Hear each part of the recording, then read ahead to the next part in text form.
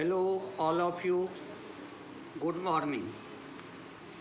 आज हम आपको मैक्सिमम पावर ट्रांसफ़र थ्योरम पढ़ाने जा रहे हैं। मैक्सिमम पावर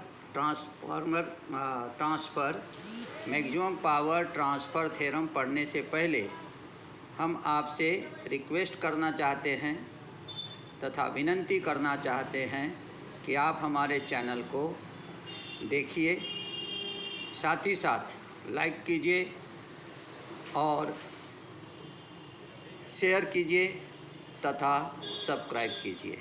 देखिए, अब हम शुरू कर रहे हैं मैक्सिमम पावर ट्रांसफ़र थ्योरम। क्या बोला maximum power transfer theorem? Question है state and explain the maximum power transfer theorem. अब देखो, मैक्सिमम पावर ट्रांसफ़र थ्योरम का मीनिंग ही होता है रेजिस्टेंस मैचिंग। अब रेजिस्टेंस मैचिंग में क्या होता है, देखो ये हमारा बैटरी है। हमने फर्स्ट चैप्टर में आपको पढ़ाया था इसका इंटरनल रेजिस्टेंस। ये बैटरी है हमारा। इस बैटरी में देखो यहाँ पे ये ईएमएफ है, ये आर है। आर का मतलब ये हो गया रेजिस्टेंस। रेजिस्टेंस किसके कारण बनता है? ये इंटरनल रेजिस्टेंस है। इंटरनल रेजिस्टेंस जो है वो इसके अंदर में जो इलेक्ट्रोलाइट रहता है उसी के कारण आपको यहाँ पे इंटरनल रेजिस्टेंस बनता है। ये जो डॉटेड लाइन से हमने दिखाया ये हमारा सोर्स है। सोर्स का मतलब यहाँ पे EMF, E for EMF. EMF का मतलब वोल्टेज। वोल्टेज का मतलब ही होता है आपको ये 9 वोल्ट का बैटरी हमने दिखाया जो कि डीसी वोल्टेज है इसमें। अब क्या किया हमने, ये इंटरनल रेजिस्टेंस है और इसको हमने यहाँ पे क्या किया, लोड रेजिस्टेंस सीरीज में कनेक्ट कर दिया। इसलिए same current passes through the internal resistance and load resistance. तो वैसे भी हमने आपको बताया था कि अगर कोई वोल्टेज सोर्स है तो उसका इंटरनल रेजिस्टेंस जो है वो वेरी लो रहता है, वेरी वेरी लो। इसका मतलब क्या है कि हमारा जो वोल्टेज सोर्स रहता है वो करीब करीब प्रैक्टिकली स्ट्रॉन्ग वोल्टेज सोर्स रहता है। और अगर आइडियल वोल्टेज सोर्स रहता है तो उसमें इंटरनल रेजिस्टेंस हमारा 0 ओम रहता है। लेकिन आइडियल वोल्टेज सोर्स कभी भी एग्जिस्ट नहीं होता।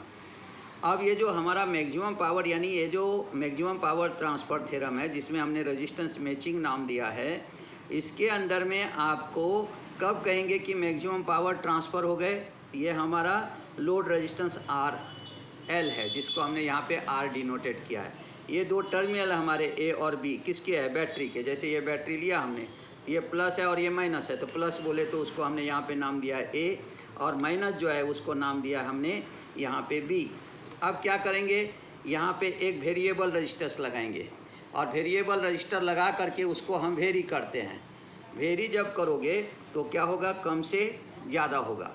जब कम से ज़्यादा करते हैं तो उस समय अगर internal resistance equal to load resistance या अपोजिट डायरेक्शन में बोल सकते हो लोड रेजिस्टेंस यानी capital R is equal to अगर स्मॉल आर होता है, इसका मतलब वहाँ पे मैक्सिमम पावर ट्रांसफ़र हुआ सोर्स टू द लोड, यानी सोर्स से लेकर के लोड तक। जैसे एक एग्जांपल बताता हूँ, जैसे हम आपको ये नोट्स पढ़ा रहे हैं मैक्सिमम पावर ट्रांसफ़र थ्योरम के। ये जो नोट्स पढ़ा रहे हैं इसमें क्या हो रहा है कि मैं हूँ सोर्स और जो हमारे वीडियो देखते हैं वो सब है हमारे लोड।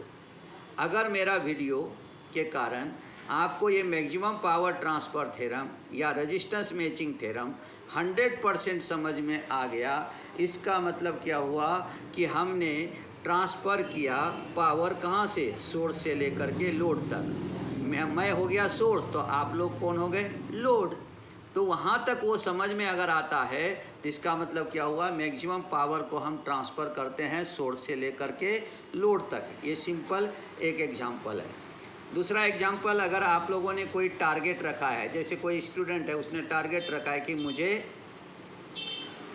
12th क्लास में जो है 99% चाहिए, है ना। कोई बिजनेसमैन है उसने टारगेट रखा है कि मुझे इस फाइनेंशियल ईयर में हमको 10 करोड़ का जो है वो व्यवहार करना है या 10 करोड़ का हमारा वहाँ पे बिजनेस होना चाहिए। ये उन्होंने अगर रखा है तो ऐसे कंडीशन में क्या होता है कि ये कंडीशन के अंदर में अगर उन्होंने अचीव कर लिया, जैसे स्टूडेंट ने 99% 12th में साइंस में उन्होंने अचीव कर लिया, तो इसका मतलब क्या हुआ, maximum power transfer from source to load. दूसरा जो पॉइंट हम देखेंगे वो दूसरा पॉइंट क्या देखा हमने कि अगर सपोज हमारा जो वहाँ पे है वो क्या हुआ कि अगर सपोज वहाँ पे एक बिजनेसमैन है जिसने 10 करोड़ का अपना टारगेट रखा था और वो टारगेट उन्होंने अचीव कर लिया, तो इसका मतलब क्या हुआ कि वहाँ पे हम कहेंगे कि maximum power transfer from source to load. तो उसी तरह से ये बैटरी जो है हमारा है, इसमें ये इंटरनल रेजिस्टेंस है, ये लोड रेजिस्टेंस है।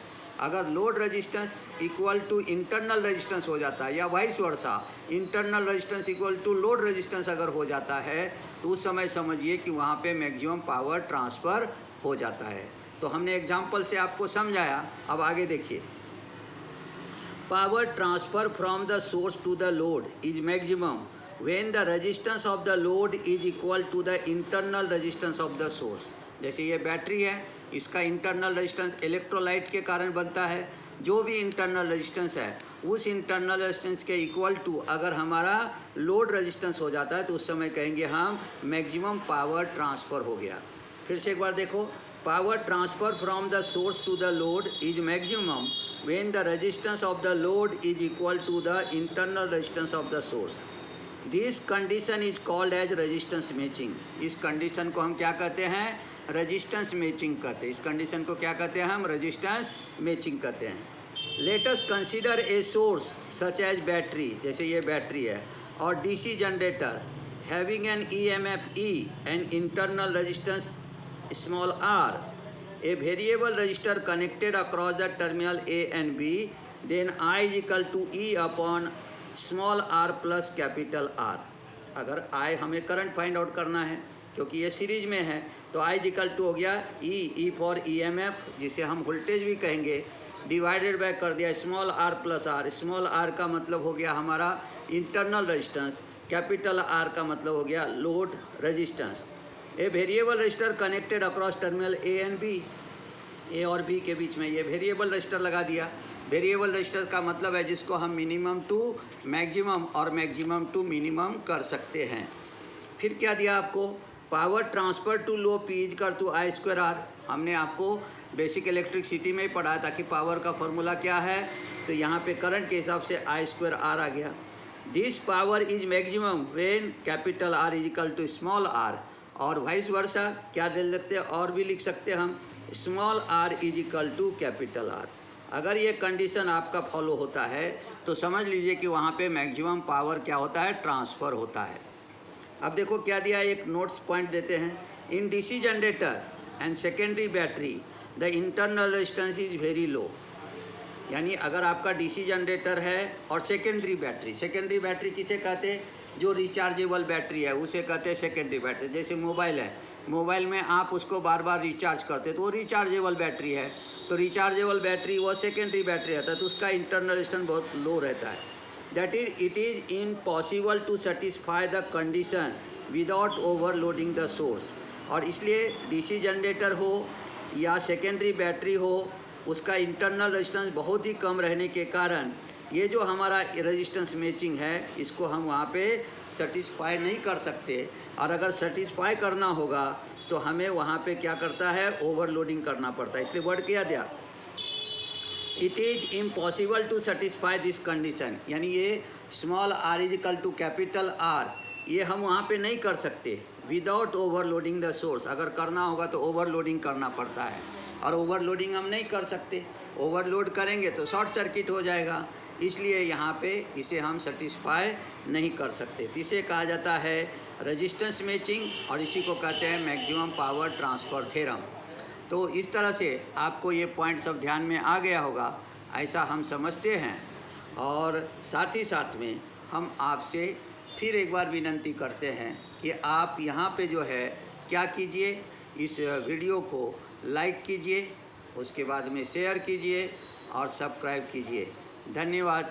मिलते हैं अगले वीडियो में। इस चैप्टर के कुछ ऑब्जेक्टिव और कुछ प्रैक्टिस प्रॉब्लम आपको हम देंगे, और उतना कंप्लीट करके फिर हम नेक्स्ट चैप्टर आपको पढ़ाना शुरू करेंगे। देखते हैं एसी फंडामेंटल या नहीं तो सेमीकंडक्टर हम आपको पढ़ाएंगे। धन्यवाद।